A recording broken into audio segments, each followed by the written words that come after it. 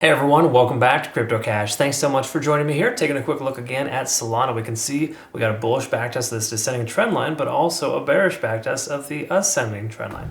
A lot of unique trading patterns here we could say that we could extract, but again, you don't trade specifically on patterns. We know what happens when you do that. So what we want to look at instead is the whole 9 yards, the big picture. So if you're new to the channel, let's go ahead and check that out. If you've been watching for a while, thank you again so much for always hitting the like button, commenting below, and just helping grow the channel. Absolutely appreciate that. We do have a Twitter, Telegram, Discord, YouTube, and TikTok shorts now as well. So cool stuff there. Check that out. Absolutely, again, appreciate that. Take a look here at Solana. Last 7 days worth of trading. We can see here a lot of liquidation down about 133, but a decent amount, pretty solid amount here at about 141. So highly consider securing profits between 141 and 142 if you have a long position open. Again, that's just kind of an area of potential retracement because it would basically be breaking the most recent high. We could establish a new low, of course, because Bitcoin does look like it wants to break that 59,000 mark, but at this point, a little too early to tell, honestly. But the truth is we got a decent amount of liquidation there. It's roughly about 700 million at that level of 141 to 142. Okay, so again, just some incentive for the price action to kind of sweep up to that level. Now, it's not a huge issue depending on how you look at it, but at this point here, I think it's important to recognize that the price could go up because of that. But again, we're not really establishing very good patterns here. We're establishing lower highs, higher lows, depending on what time frame you look at. So let's quickly pay attention to the daily time frame and work our way down and just kind of get some perspective for the weekend here. Because again, most altcoins doing well today based on the simple fact that Bitcoin is through that barrier of 58,500. That's a strong resistance level for us. Granted, we haven't closed above that level yet, but it is important to recognize that that is a very relevant thing. We're now tentatively above the 20-day and the 200-day SMA. That's a very big deal for Solana. Granted, we've been above and below that for a little while, so it doesn't mean we're just like instantly bullish because of it. My personal opinion is until we are breaking above this descending trend line, or just more specifically above the 50-day simple moving average, being over the 50-day SMA on the daily time frame is extremely important. So having that would be nice. We take a look here as well. We're getting closer to 50 in the RSI, and stochastic is swinging down. So these are all generally favorable signs, but again, not perfect. Okay, so it's just a little premature to consider that this is like an amazing thing. Okay, so let's take a quick look here at the 4-hour time frame, work our way down.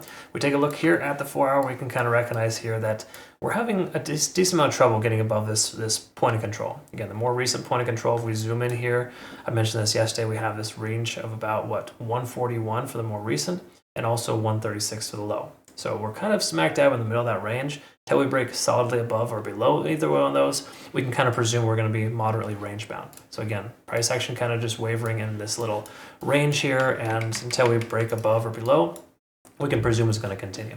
Let's take a quick look here, of course, at the stochastic RSI, because when we looked at this yesterday, it was swinging up. It still is.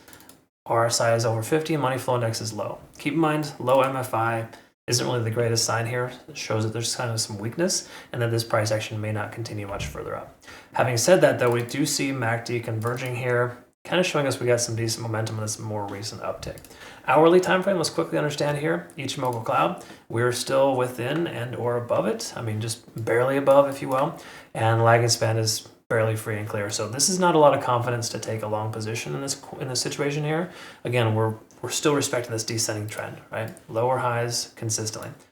When you see all that, that's just generally one of those signs where you want to make sure you be careful and obviously make sure that you understand how this works here, right? Again, generally speaking, until we break those lower highs with higher lows or higher highs, then we gotta be patient and wait, right? In other words, we don't have higher highs yet, and that's the important thing here. We do have some higher lows, which is also good, but it's not official that we've broken that descending trend yet.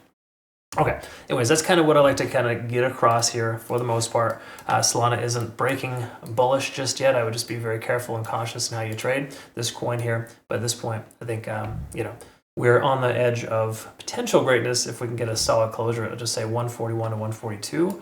That would be a sweep of this liquidation level here, which again carries a pretty decent amount. If you kind of add these all up together, that's roughly about $1 billion of liquidation between 141 and 142. Okay, so definitely some profits to be taken between here and there, but once more, just depends on how you look at it. Hope that makes sense and I described that correctly. Thanks again so much for watching. I hope you learned something today.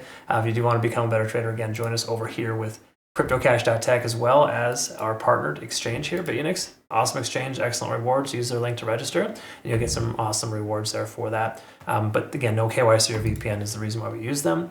Same thing here as well. Twitter, Telegram, Discord, YouTube, TikTok, we got it all. Our Discord also has a lot of functionality here too. So good stuff. All right, folks, thanks again for watching. We'll see you all in the next one. Have a great rest of your day. Take care.